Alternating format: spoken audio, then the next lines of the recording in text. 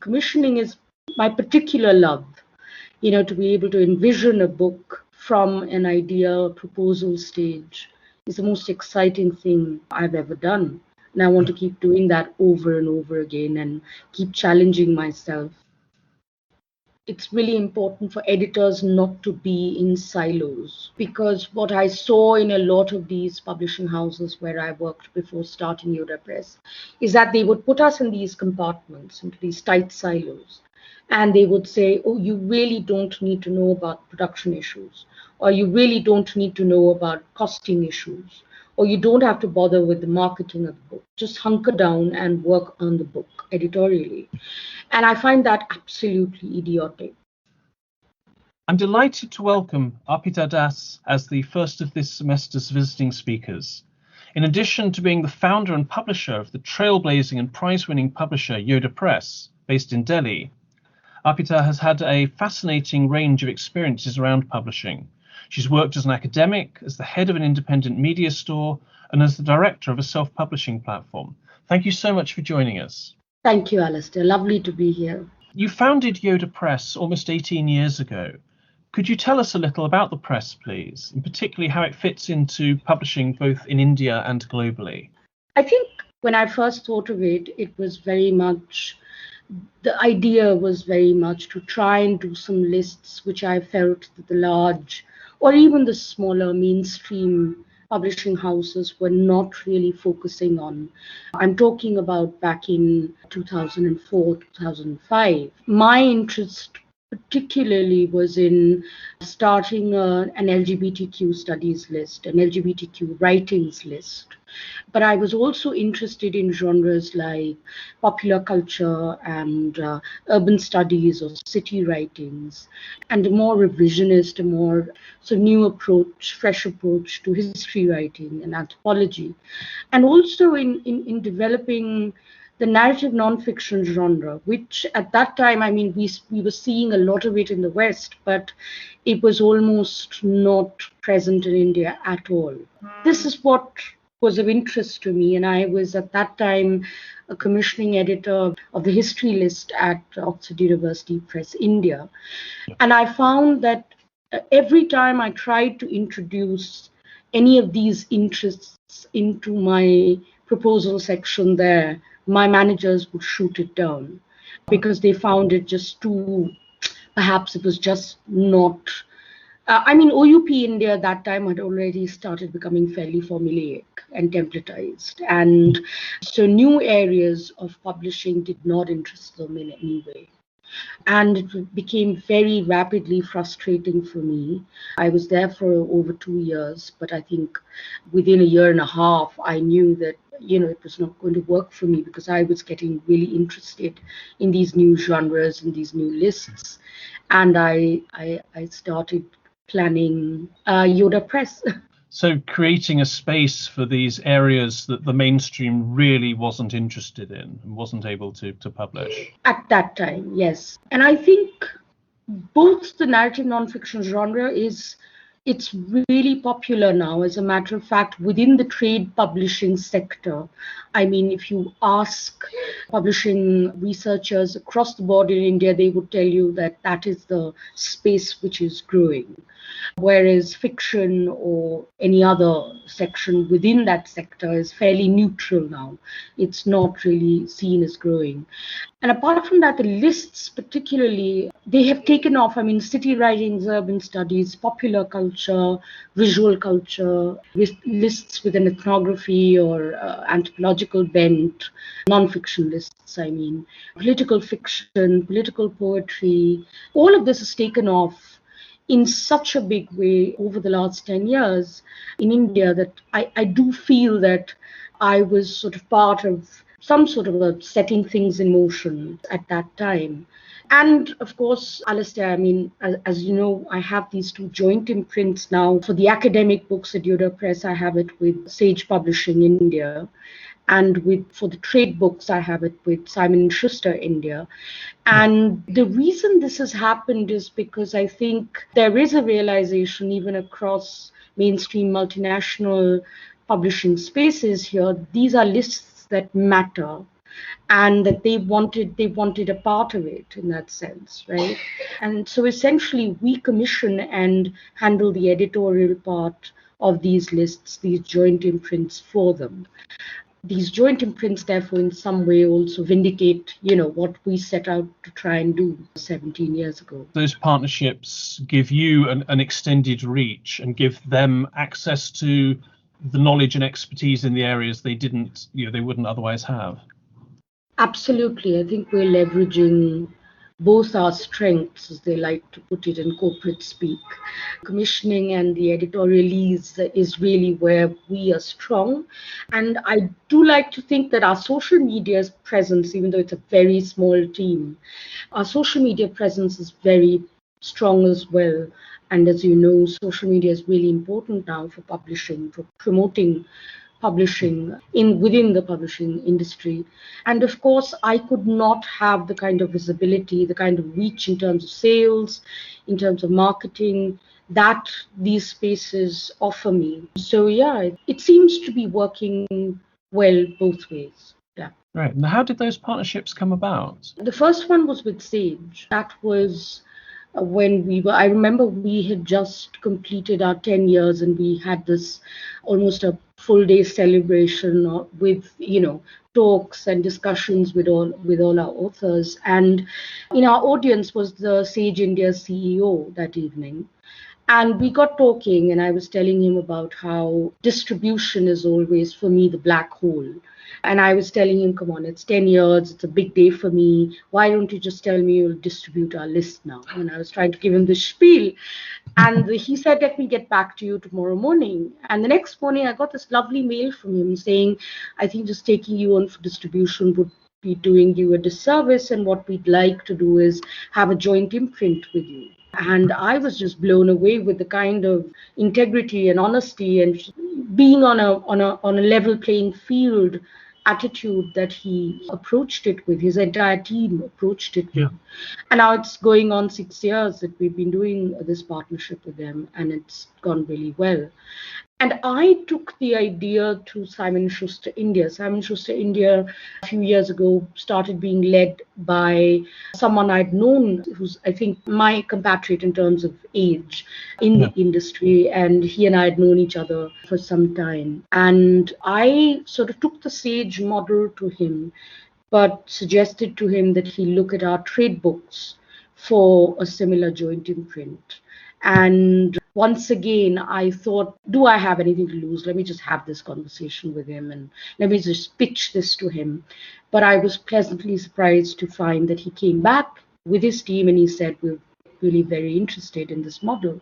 And I think, the small and big partnerships that we're seeing now, because so much has changed in the digital space, because of the digital space opening up, because of startups becoming as powerful as they have become in terms of spaces that create and sustain and contain knowledge, and larger houses wanting to have access to those. And I think that's what came into play here as well with us. Yeah. Yes, it must be a great sort of vindication to have those two your global international publishers wanting to work with you. I mean, it's been fantastic. Of course, I do remember some hate mail right in the beginning when we started the partnership with Sage saying, you've sold out, etc., from the more leftist end of my publishing compadres. But I think we held our own so clearly, in the way the books were positioned, in the way the promotions were done, in the way our work is divided, that people soon realized that it really was a collaboration and a partnership and not any sort of, kind of takeover. And actually, I mean, we've just added, in a sense, a third such collaboration recently. Alastair, I don't know if you saw the tweet about the Melbourne University Press South Asia series, and I've just joined that as their series editor. And the books will actually come out in India via Yoda Press. That's the arrangement, and I'm really excited about that as well. Yeah. I saw that tweet and I was thinking to myself, how on earth do you find the time? You're managing, you're running a publisher here, and yet you're also just do a little bit of series editing on the side for another publisher. It's all publishing, though, isn't it? Yeah. I mean, it's all editing, and it's all curating, and it's all commissioning, which is all publishing. And I just feel commissioning is my particular love. To be able to envision a book from an idea proposal stage is the most exciting thing I've ever done. And I want to keep doing that over and over again and keep challenging myself with the markets that we're trying to reach out to. Now, we've talked a little about the reasons why you set up Yoda, with your frustrations at not being able to get work commissioned that you thought was important within Oxford University Press at that point. I wonder in particular what challenges you faced in setting it up. I think for the longest time, I would say the first 5 or 6 years, they were really hard because we struggled to get taken seriously by the distributors, by the booksellers, not the audience, not the readership. We were getting tremendous feedback to our books whenever we did from the beginning. And remember, this was not a social media era, so it was not easy to sort of get that kind of immediate feedback from readers, but we still were on email mostly, or handwritten notes very often, postcards very often from various parts of the countries. But the people who were taking our books to the readers, for the longest time, they gave us a hard time. They found these lists too niche, too obscure, too pointless, just difficult to wrap their heads around, perhaps, also. Yeah. I think that was frustrating. That reduced me to tears on many, many occasions. It was really hard. And obviously, what that means is that your revenue flow is sort of not as healthy as it should be. By the third year, we had Cambridge University Press India as our distributor. The Cambridge University Press India CEO at the time, he was really kind. For 10 years, they actually distributed our books here in India and abroad. And he was definitely part of the old school. I would definitely the old sort of bastion. But I think he had a vision which was different from the other sort of, people we were dealing with. And he said that there's a lot I don't get about your books, but they look really interesting to me. And I think you've got something here for an audience that is still in the making, which I thought was a very, very visionary thing for him to sort of pick up on. Yeah. So things started easing up once they started distributing our list. But I would say we felt safe for the first time, perhaps when 5 years had gone by. Yoda's particularly renowned for its publishing in the areas of sexuality and queerness. I understand that 5 books you published were cited in a bill to decriminalise homosexuality in India a few years ago. You're also a member of the Executive Board of Women in Publishing. What powers and responsibilities do you feel a publisher like yourself has in building understanding on these topics and increasing diversity and equality? Publishing books on what was called our sexuality series, which published books on LGBTQIA issues and published LGBTQIA voices, made us an ally of the movement. All our authors were part of the movement. As a matter of fact, a lot of them were part of the team which brought the case to the High Court and then the Supreme Court, which finally decriminalized homosexuality in India. So it was, in a sense, being on the inside. Why I'm making that point is because a lot of times as publishers, you're on the outside.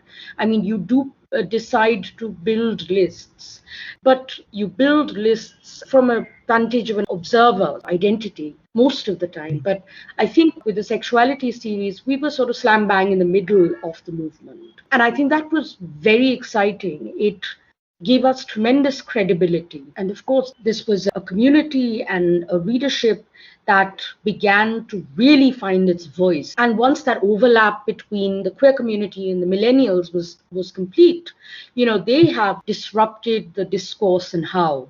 So I would say, yes, we were certainly in a position to change the discourse, to bring in sort of a new strength to the discourse around gender identities and the freedom to be who you want to be, who you are, from many different angles. But I think we did that with a lot of support. from the communities themselves. And so I would say that when you ask this question, the first bit of the answer for me would be that it can only happen. I wouldn't call it a power. It is a responsibility, yes, but a real capacity to do something like that, I think, only emerges when you are truly networked into to the community itself. I think that's very important, and I think I'm finding that again with my current list of political dissent. You can't position yourself outside and say, I'm not political about this, and continue to publish such a list, is, I suppose, the point that I'm trying to make. Yeah. And that has been a huge learning for me from the sexualities list, from the LGBT list. And I think, of course, the responsibility is immense. The responsibility is also immense from the point of view of understanding that you've barely scratched the surface and that there are many, many voices which are still not on the fore or getting published. Number one, for instance, the transgender community has started publishing some of their works in India, but trans men, I don't think there has been a lot of publishing around trans men or by trans men in India. Yeah. In the same way, we've had a lot of books on the experience of growing up gay in India, but I don't think there have been that many books about the experience of queer identifying women, about being lesbian in India. As a matter of fact, we published a book called Loving Women, Being Lesbian in Unprivileged India many years ago, and I can't remember another book with lesbian in the title, frankly. So there's a lot that remains to be done, and part of the responsibility is to be very aware of that. And the other part of the responsibility is to do with the industry, which is to know that even though the Indian publishing industry has been very, very successful in building a diverse author pool. And now we've woken up to the strength of the author pool coming from the Indian languages and not just those writing in English. But I think in our industry itself, there is very little diversity. The finance and the heads and the CEOs are still upper caste, upper middle class men. Publishing and editorial sort of heads are all upper caste, upper class, upper middle class women. And I think if this does not begin to change, if we don't begin to bring in diversity into the industry to truly mirror the kind of diverse author pool we want to publish, we're trying to publish, at some point it's going to be very clear that it's a bit of a sham. I'm interested also in your politically committed publishing outside of this, in your recent graphic novel biographies. I'd love to hear more, if that's okay, about why you're publishing those and why in that format. Apart from the LGBT list, what has defined the Yoda Press publishing list has been our graphic books. So the first one I think we brought out was back in 2008, and it's a little book called A Little Book on Men. And it's a graphic book on Indian masculinity and Indian toxic masculinity and the need to think of masculinities in plural. And it continues, all of these books, they're still in print. We have to keep, as a matter of fact, we recently put them on print and order because we just could not keep up with getting stocks printed anymore after all these years. So A Little Book on Men was by this lovely, very nuanced, wonderful, very bright documentary filmmaker called Rahul Roy, who is now a very important figure in the recent anti-CAA movement protests in India, and has been in some trouble because of it as well. Because as we were talking about before, civil liberties right now are majorly affected in India. And he's one of the people who's sort of part of that. He's fallen prey to that a little bit. And in 2013, that book did so well that I got really excited. And I think in 2010, I commissioned a very ambitious graphic anthology with a wonderful graphic novelist friend called Vishwajyoti Ghosh. And this was to be the first graphic anthology on the Indian partition.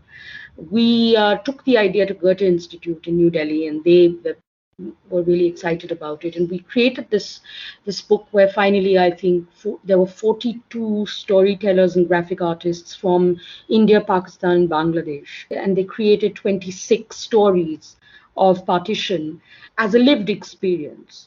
And it's called This Side, That Side. And it's very, very successful again. Following that, there were 2 volumes of a graphic anthology we published called First Hand.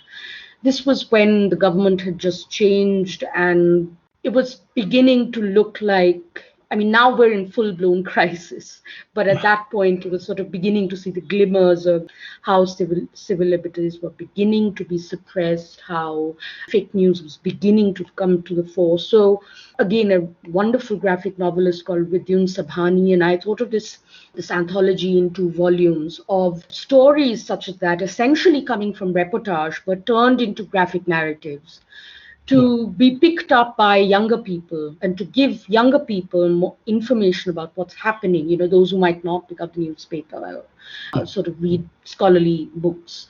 All of these books were just runaway successes for us. I mean, each book took us to the next stage of being seen as, the publisher that is doing the most exciting graphic publishing in India. And after the CA movement, anti-CA movement in 2020, late 2019, 2020, and you might have heard of the square with the women's sit-in called Shaheen Bagh in New Delhi, which was started as a Muslim women's sit-in, and then of course all of us were part of it.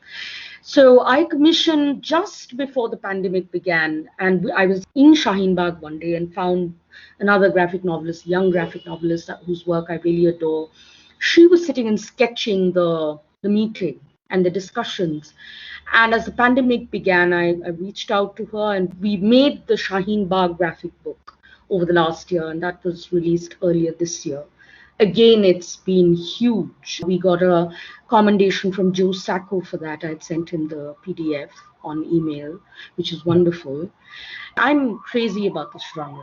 And I feel that in India, we have done so little. There is, just like the LGBTQ community, there's a very avidly reading and buying community of graphic books in India who will buy every single Sacco and Satrapi and will have multiple copies of Mouse at home and who will go looking for all the manga they can find, even though we don't get all of them here. And they just don't have enough homegrown stuff to read. And the fact is, we have very talented graphic artists and graphic novelists in India. So it rolled just seamlessly, I think organically, because of my interest, I just felt driven to do this. And with such a brilliantly talented author pool, it's not really hard beyond a point. I mean, the books themselves, Shaheen Bagh was done the fastest. It just took a year. All the other books have taken 3 years on an average to make. So we've just announced 2 more. One is a book on the sewer workers, the workers who clean the sewers in India are lowered caste workers, as we call them, Dalits. And it's part of that whole continuing oppression of the Indian caste system, that for these jobs, municipal authorities can only find people of this community. So this wonderful book by a young graphic novelist called Rokin Samarth, he has imagined a dystopian future where the sewer workers are given protective suits, hazmat suits, but no social security. And the whole book wonders, does this change anything really? Because there's a lot going on about, let's give them suits, let's make them safe. What is safe, for a community? And the one I'm particularly excited about, which we just announced today, is of course something that has been in the making for the last 3 years. It's the first ever graphic biography of our iconic leader from the nationalist movement, the freedom movement, called Bhagat Singh, which is made by a very, very talented graphic artist called Ikroop Sandhu. And she's been at it for 3 years. And I think just the fact that it's being told by a Sikh woman and not a Sikh man, that makes it very interesting as well. Because Bhagat Singh has often been appropriated by men, and then, of course, by men, by Sikh men, and then, of course, the very, very problematic right-wing Hindu man as an epitome of masculinity. So how does a woman, a young Sikh woman, perceive him would kind of, I think, change that completely. We've talked a little about the fact that you worked for Oxford University Press before founding Yoda, and I believe you also worked in editorial roles for the Indian divisions of HarperCollins and Sage. And I was Yeah. wondering, apart from learning that they wouldn't publish in these areas you really wanted to publish in, what other lessons you learned from those roles? I think two things. One, that it's really important for editors not to be in silos, because what I saw in a lot of these publishing houses where I worked before starting Yoda Press is that they would put us in these compartments, into these tight silos. And they would say, oh, you really don't need to know about production issues, or you really don't need to know about costing issues, or you don't have to bother with the marketing of the book. Just hunker down and work on the book editorially. And I find that absolutely idiotic. And I think at Yoda Press, with every editor that we hired, I always said you have to immerse yourself in everything. You have to know the costings, you have to go to the press and meet them, you have to go to bookstores, you have to do promotional stuff, not just because we are small, but because an editor is the most important gauge of the market, really. And to not allow her to do her job, to not allow her to do that is to handicap her in a way. To not allow her access to that information is to handicap her. And I think, I don't know why mainstream publishing houses do that. I think they do that because the editorial role, in a sense, scares them. I think they see the power of that role. And I think they would like, that's the department they would most like to control. And of course, if you've been, followed the recent walkouts by people when Woody Allen's book was to be published, the editorial staff walking out of Hachette offices, etc. If you look at those incidents, you'll know why. Because it's the editorial department that will often show nuance and will often hold up a mirror to you if you're doing something rubbish. And that scares them, and they want to control that. So that was a big learning for me. Yeah. I think the second thing was essentially that when you asked me earlier that, finding the time to do all of this, it's just about how do I make myself more collaborative? Because being in this industry right now in an ecosystem which is still changing in ways that we have not fully understood, frankly, the only way to sort of continue to enjoy yourself and make a difference is to actually be collaborative.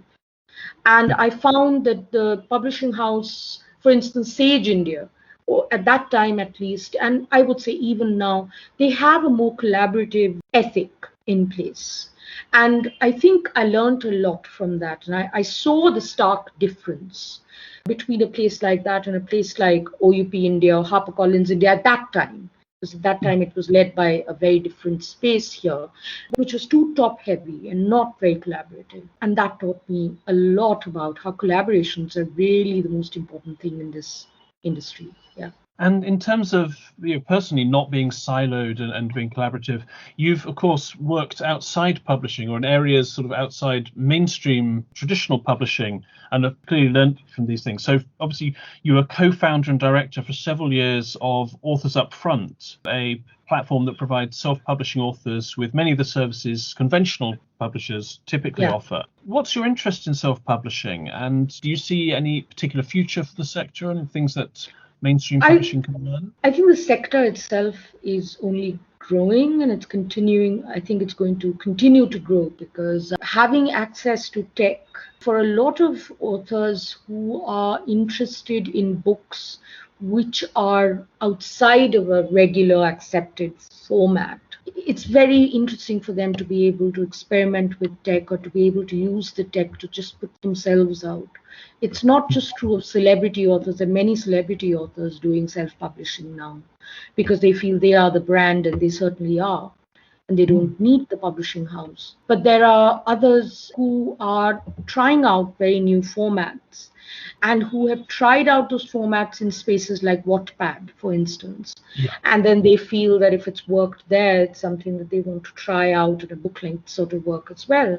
A lot of this has been made possible also because of ebooks, obviously, because that takes away the problem of printing.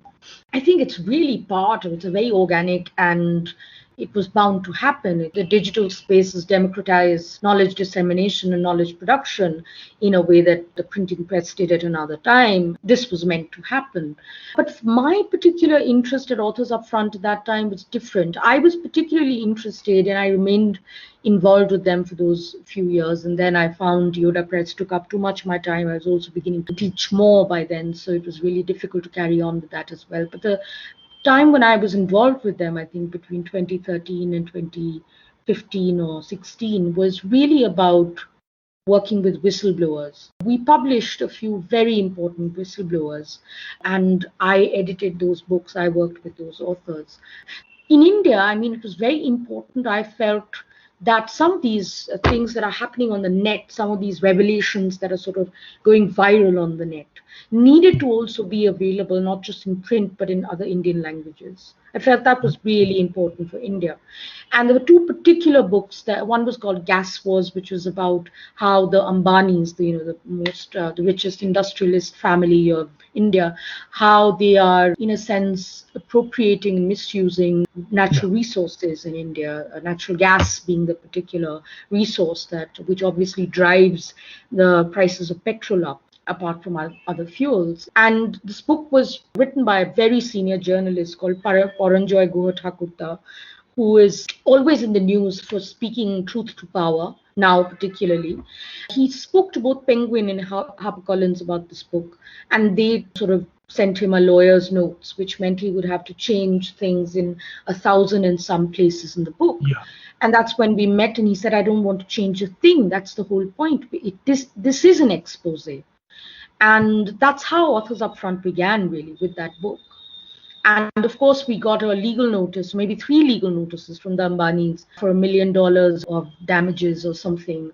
He got it, his co-authors got it, our printer, we got one, Amazon got one for selling the book. It helped the book even more because that book has become a runaway bestseller. It's now available in multiple Indian languages.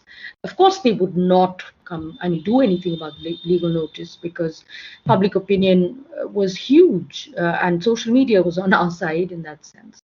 The other book is actually a more famous book. It's by the dissenting journalist Rana Ayub, who's now become a very big name in the anti-establishment space here.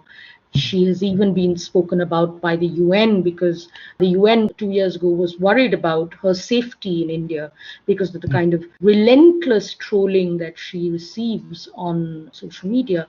And her book, The Gujarat Files, about the Gujarat riots, was another book that I edited and Authors Upfront enabled to self-publish. And of course, that book has become a bit of stories are going to be written about Rana Ayub and her book. Maybe a movie will be made about her at some point. So I think that is what really interested me about self-publishing. But I think by then, by 2016, I was all fired up and doing Yoda Press was getting into building a list on political dissent. And I felt that I'd rather just do everything here. Not self-publishing, not anonymously, not helping whistleblowers, but publishing whistleblowers. That's what I'm doing now. Yoda and Authors Upfront came out of the same desire to be producing this engaged work and to be bringing it to audiences, and it was just sort of 2 different routes for doing that, which then... Yeah, for me, that was the interest. My partner at Authors Upfront had a more commercial and business approach to it, and he continues to bring out books on Authors Upfront, which are in the very regular self-publishing space, and I believe it continues to do really well. The books are doing really well. He's an industry veteran as well, so he also gets them distribution linkages, which help authors a lot. But yeah, my particular interest was in this. Yes. Thanks. Between 2009 and 2013, you were director of an alternative store for books, cinema and music by independents called Yodakin. We're very keen on telling students that working in a bookshop can particularly help you in terms of getting another perspective on what's needed in publishing. What did you learn from running that store? I ran it for 5 years. It was a dream because it also became this space for events, very radical events. I knew independent publishing was hard, having done it myself. That the store was meant for other independent publishers. That's why I started it. The idea was independent publishers are constantly told by brick and mortar stores, were at least at that time when they were still big, that we don't have the real estate to keep your kind of books because they're too niche or too whatever. And I got sick of that, and I said, well, let's make a store just for independent publishers. And what was interesting is that finally Penguin HarperCollins came to us and said, why don't you keep our alternative books, the books that are like your independent publisher, which is just really interesting. But it taught me how hard it is for independent publishers. I think I finally realized it's not just my journey, it's everyone's journey. And it's a very hard journey, and the odds are stacked against you in a way that it's absolutely ridiculous. And the other thing it taught me is that brick and mortar spaces were definitely going down. I could see it even in those 5 years that we were around and we were doing so well. I mean, we're all still supporting indie bookstores, but it's getting harder and harder than ever before.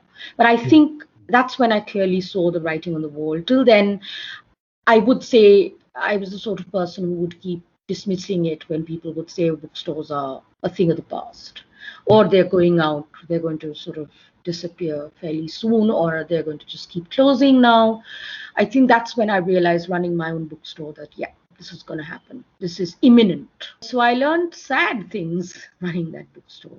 Thank you. Thank you so much. That's been absolutely fascinating. We're really going to look forward to you joining us for a live online Q&A on October the 7th.